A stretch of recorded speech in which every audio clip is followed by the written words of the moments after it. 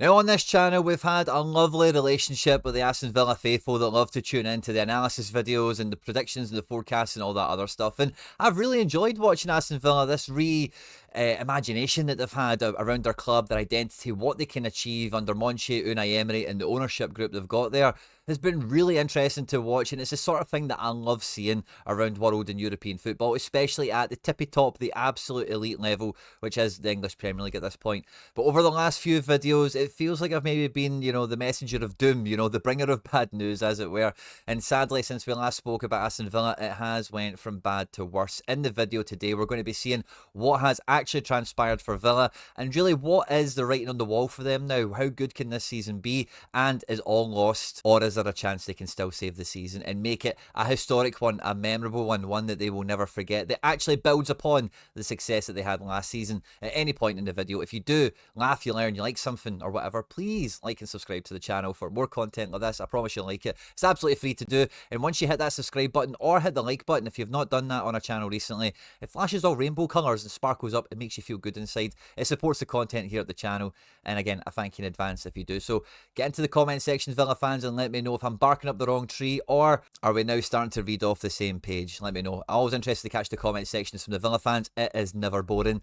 And yeah, let's just get stuck straight into this one, because as we enter this third international break of the season, we're 11 games into the Premier League. Aston Villa have already played 4 games in the Champions League, and they've had a few cup games on top of that as well. So it's not like the halfway point in the season, but every time we get an international break, it does feel like a little checkpoint where we can evaluate some of the clubs, we can have a look at some of the teams that we're following and tracking here on the channel. And Villa currently find themselves in 9th, which is a bit of a false position, as it were, especially when you look at how tight the Premier League actually is at the moment. 1 point from 9th takes you all the way up to 3rd.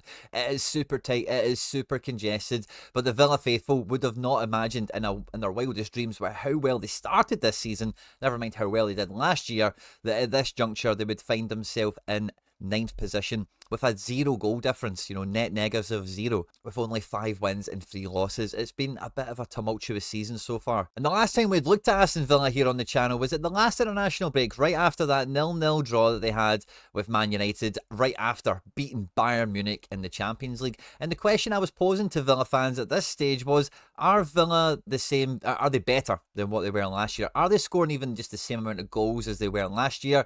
Where were they at this point versus last season? And we're trying to compare and contrast, the progression, the quality of the squad, the results we're seeing on the pitch, as well as some underlying data.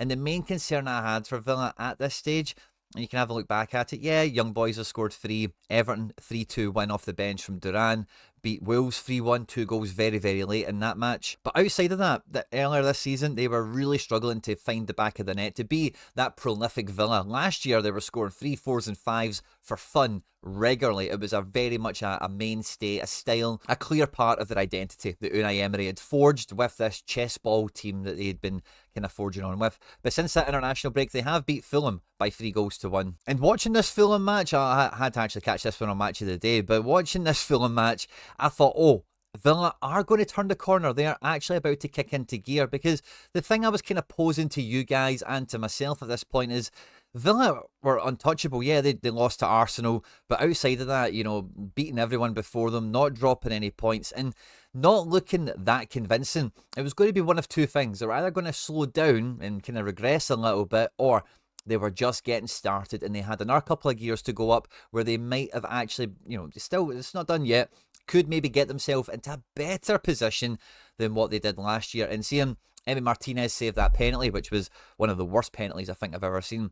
And although, like I mentioned, against Fulham, they conceded the first goal very early on, outside of that, it was a great performance. It was vintage last season Villa, where they were going forward, they never stopped, and yeah, there was an own goal that kind of helped them. There was a red card that went against them towards the end. But after that game, I thought Unai Emery and Monchi have been tuning into the channel, and they are making me eat my words. That was followed up by a pretty sound 2-0 victory over Bologna, which I got to watch. It was a pretty good result for Aston Villa, despite rotating. Duran came in to start this one. We've seen the return of McGinn. And we've seen Maatsen come in at left back from the start. I thought this was a pretty tidy, quite convincing performance.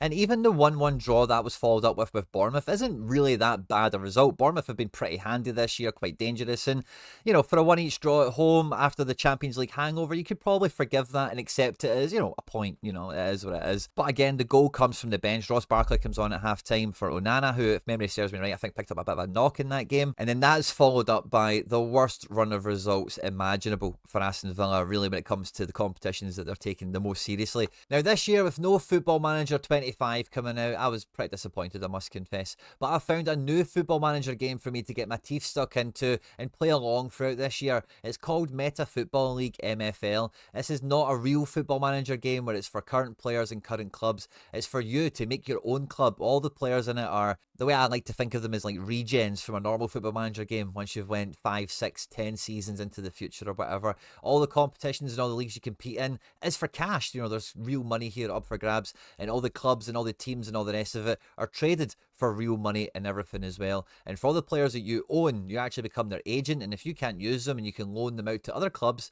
and they do pretty well, again, you can get money for doing that as well. It's a really fun, immersive game. I've not really played Football Manager properly for a couple of years because I've been super busy, and I was looking forward to it this year, but already this game MFL is the bug has bitten me, and I've been playing it non-stop. If you're interested in playing a Football Manager game like this, there's a link in the description in this video. If you open your account by clicking on that link, you support me and all the content here at the channel, and I thank you in advance if you do so. If you get stuck or if you've got any questions, jump into the comment section and I'll come and sort you out. And be sure to check out the MFL videos that appear on the channel if you're looking for more info and have a wee look at how the game works and what it's all about. Getting absolutely spanked 4-1 off of Tottenham, which, you know, Tottenham did beat Villa. I think they scored 3 or 4 goals last season as well. That might have been at Villa Park, and I think Villa drew at the Tottenham Hotspur Stadium last year, but that game was a real sobering moment, and I already felt, this might be what I was worried about for Villa coming to the fore, where they've ran out of gas, they've ran out of juice, they've ran out of goals. Because what's been really consistent about this Aston Villa team, and we can look at all of these games,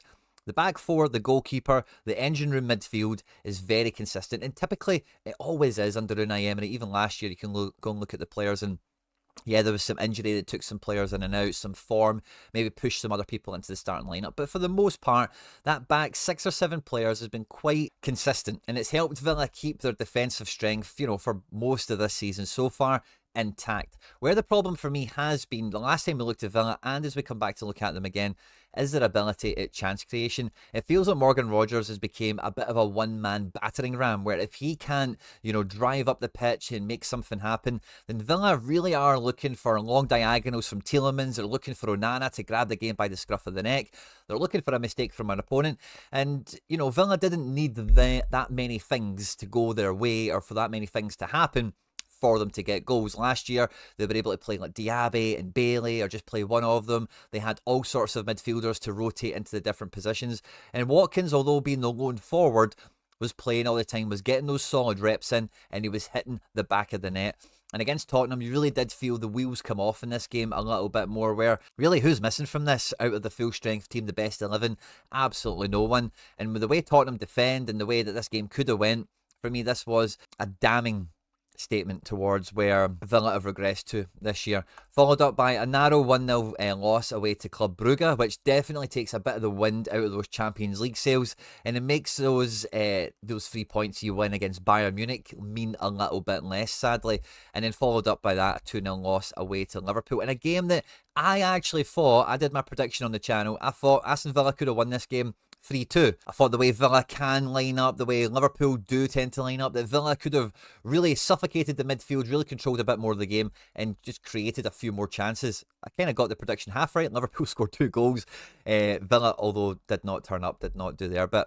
And with looking at these 3 losses on the bounce now, 2 in the league, 1 in the Champions League, it has now put Villa into 9th on those 3 losses like we were talking about. And like I mentioned in the intro, like the table is still super tight. You still got Man City to play, but Aston Villa have played Liverpool and lost. They've played Arsenal and lost. They drew with Man United, lost to Tottenham, who are just behind them. They still have Chelsea to come, as well as Newcastle, Nottingham Forest and Brighton. And it doesn't take much to go in Villa's way now to really, you know, rescue the ground that they've lost. But when you see City are also on 2 games lost, and they've had their worst run of results absolutely ever.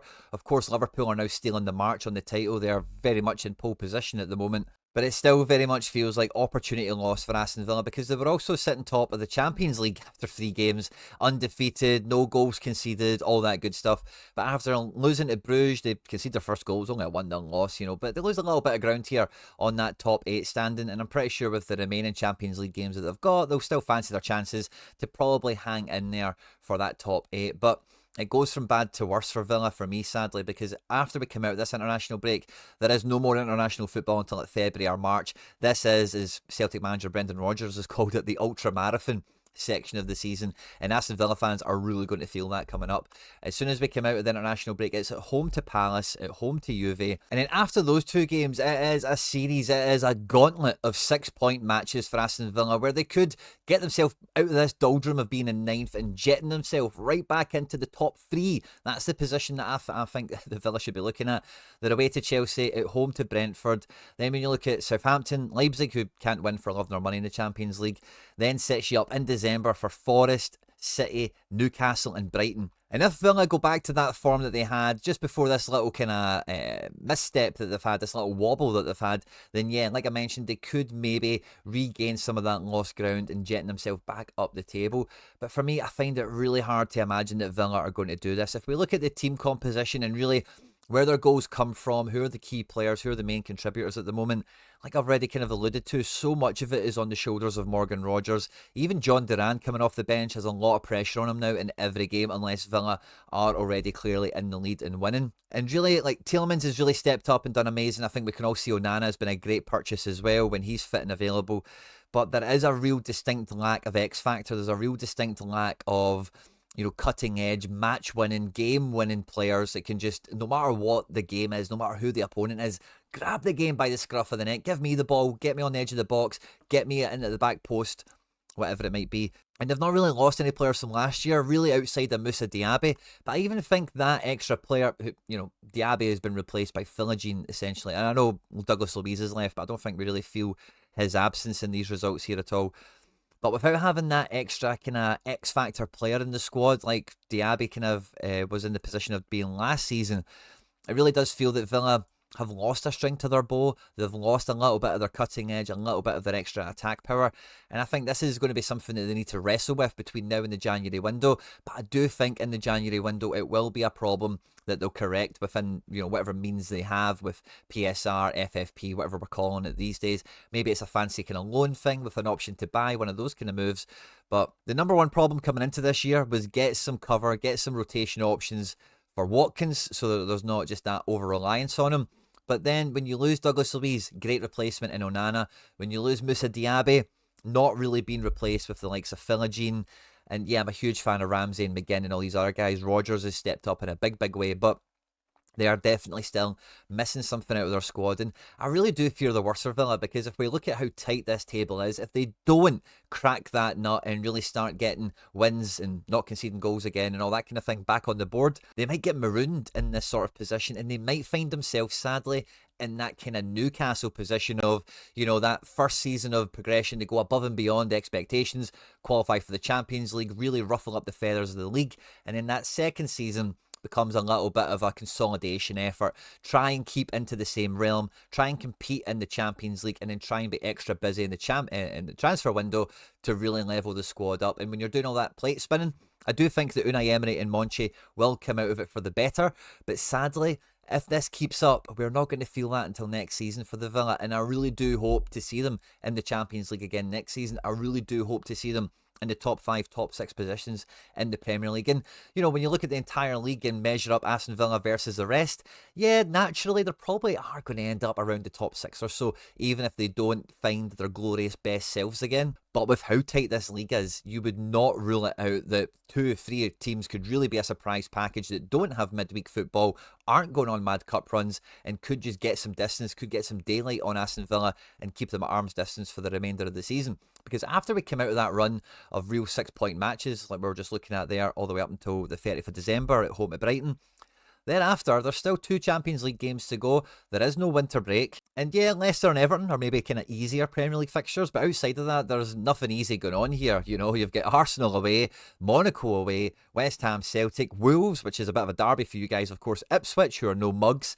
Chelsea, Palace get you into the end of February, before again going on that massive gauntlet of taking on the rest of the would-be top 6 competitors, Liverpool, Brighton, Forest, maybe not Southampton, but Newcastle, City, you know, all these teams are really coming up, and in the last 2 games of the season, Man United and Tottenham, it doesn't really feel like there's an obvious reprieve here for Aston Villa. It doesn't feel like there's an obvious run of fixtures where, yeah, if they are going to just make up ground, they'll easily do it at this portion of the season. They could do it at any of these portions, but there's not a segment where you would highlight and go, yeah, that's where they go on a run, that's where they go on a tear, because every one of these teams is super dangerous, and Villa just are not the finished article at the moment, it feels like, sadly. But if Aston Villa can get some positive Champions League results against Juventus and Leipzig before we get into the January, the festive period, as it were, it makes recruiting players very easy for them. And if Aston Villa do finish in the top 8 here and get into the round of 16 in the Champions League, with the record Unai Emery has in European Cup competitions, like, I'm not going to say they're going to go, you know, into a crazy position here and go super far in the Champions League,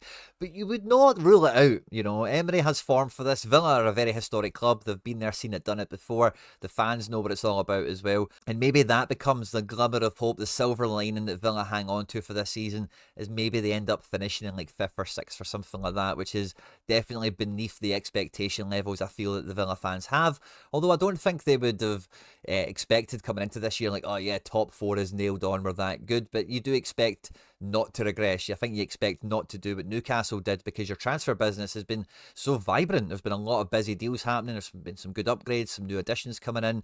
And like we mentioned before, that consistency of the defensive section of the team is a great foundation that so many clubs in this situation don't have to call upon. They maybe lose a player to a transfer. And even looking at Newcastle, who I've mentioned a few times in this video, really sorry, but when they finished in the top 4, their defence was formidable. And in the season before, afterwards, it was not. Aston Villa have kind of retained onto that core of what makes them them, but they're missing that game-winning difference, you know, those match winners.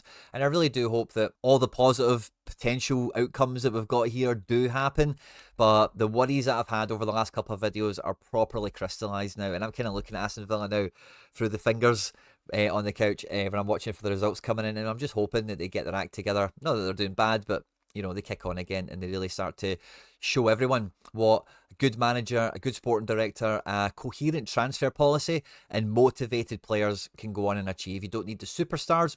You do need some X factor, you do need some pace, you do need some guys that can, you know, win a match, as it were. But outside of that, I love the industry, I love the endeavour of Villa, and I love the chess ball, I love the 4D chess that they're kind of playing with their transfers, as well as the tactics that we see on the pitch. As always, guys, I'm really interested and excited to catch the comment section from the Villa fans. It is never boring. On screen are now some other stuff that I've made that YouTube thinks you might enjoy. Let me know your thoughts and feelings, Villa fans. Is the season over, or is there still plenty to be fought for? Let me know what a good season now looks like. On screen are now some other stuff that I've made that YouTube thinks you might enjoy. Stay out of trouble, and I'll catch you on the next one.